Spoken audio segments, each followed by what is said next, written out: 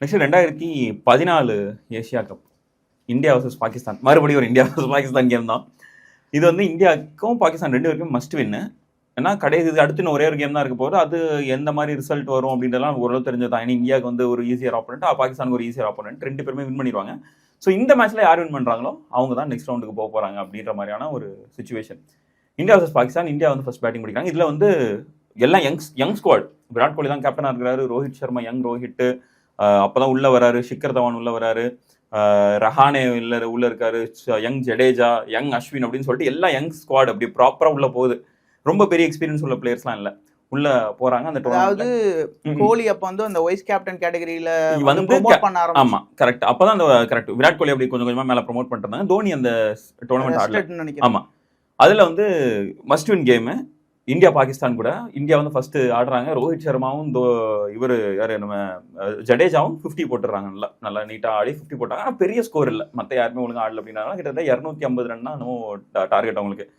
இந்த சைடு போட்டி இவரு யாரு ஹஃபீஸ்லாம் பயங்கரமான பவுலிங் சூப்பரா ஆடிட்டாரு. பவுலிங்ல வந்து அவர் ஓவர்ல ரன்னே அடிக்கல. விக்கெட்டா எடுத்துட்டாரு. பேட்டிங் வராரு. அதே மாதிரி ஹஃபீஸ் போட்டு சரியான கேம். மத்த எல்லாருமே அவுட் ஆறாங்க. ஹஃபீஸ் அவுட் ஆகவே முடியல. நீங்க சொல்ற மாதிரி தான். ஆனா ஹஃபீஸ் கொஞ்சம் நீட்டான அந்த யூஸ்வலா அந்த டைம்ல இருக்க அந்த டிபிக்கல் ஓடி இன்னிங்ஸ் ஆடிட்டு போயிட்டாரு. இந்தியாவோட கடைசி penalty mat over Bhuvneshwar Kumar போடுறாரு. புவனேஸ்வர் குமாருக்கு ஒரு ஓவர், ஷமிக்கு ஒரு ஓவர், அஸ்வினுக்கு ஒரு ஓவர் இருக்கு. கடைசி 3 ஓவர் இப்ப எப்படி வரிசைப்படுத்துவது அப்படின்றது தான் இங்க விராட் கோலிக்கு டாஸ்க். விராட் கோலி என்ன பண்றாரு, சரி முதல் 2 ஓவர்ல பிளேயர்ஸை விக்கெட் எடுக்கிறதுக்கு நம்ம விக்கெட் எடுத்துருவோம் அப்படின்னு சொல்லிட்டு ஷமிக்கு ஒரு ஓவர் 48வது ஓவர், புவனேஸ்வர் குமார் 49வது ஓவர், 2 பேரும் விக்கெட்ல மாஸ் பண்ணிட்டாங்க. அது பும்ரா வந்து உள்ள வந்த பீரியட் இல்ல கிட்டத்தட்ட அந்த டைம்ல அப்பதான் உள்ள வர டொமஸ்டிக்ல உள்ள வராரு. கொஞ்சம் கொஞ்சமா அப்பதான் க்ரோ ஆயிட்டு இருக்காருன்னு வச்சுக்கலாம், அப்படி வச்சுக்கலாம். பட் ஆனா ஷமி, புவனேஸ்வர் குமார், அஸ்வின் இந்த 3 தான் கடைசி 3 அப்படின்னு டிசைட் ஆயிடுச்சு.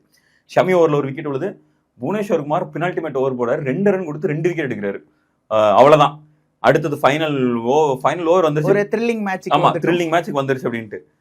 இப்போ விராட் கோலிக்கு என்ன அப்படின்னா, இங்க விக்கெட் எடுத்தாச்சு. ஷமி கொடுத்து விக்கெட் எடுக்கணும்னு நினைச்சது ஒரு விக்கெட் வந்துருச்சு. புவனேஸ்வர் குமார்ட்டையும் விக்கெட் வரணும்னு நினைச்சது 2 விக்கெட் வந்துருச்சு. ஆனா 3ஆவதா ஒருத்தர் இருப்பான் பார் அப்படின்னு சொல்லிட்டு ஷஹீத் அஃப்ரிடி ஆப்போசிட்ல நின்றுட்டே இருக்காரு. அவர் விக்கெட் போகவே இல்லை. பூம் அஃப்ரிடி அவர் விக்கெட் போகவே இல்லை. இன்னொரு டேஞ்சர் மேன் அந்த சைடு நிக்கிறான் அப்படின்ட்டு. அஜ்மல் வந்து ஸ்ட்ரைக்ல இருக்காரு. அஸ்வின் பவுலிங். கடைசி ஓவர் ஸ்பின்னருக்கு போகுது. கொஞ்சம் ரிஸ்க் தான் அப்படின்ட்டு. ஆனா ரன்னர் சைட்ல தான் அஃப்ரிடி இருக்காரு.